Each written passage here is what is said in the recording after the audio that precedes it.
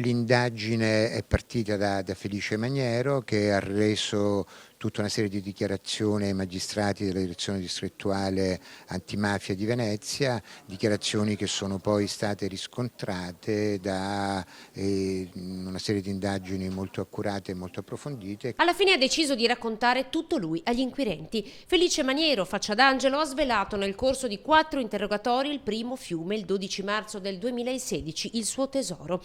Rivelazioni che porteranno i PM della direzione distrettuale antimafia e i finanzieri del nucleo di polizia tributaria a stringere le manette ai polsi all'ex marito della sorella di Maniero, Riccardo Di Cicco, 60enne di Fucecchio, e a Riccardo Brotini, promotore finanziario, 48enne.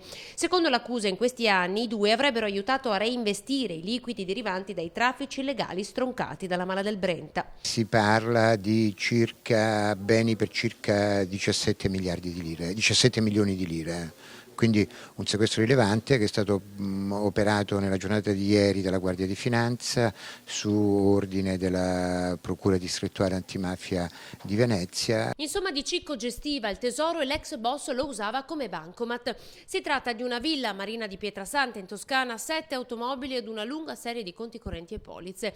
Il tribunale per 5 volte aveva respinto la sua richiesta di revoca della misura di prevenzione proprio perché Maniero non aveva ancora rivelato dove fosse il suo tesoro.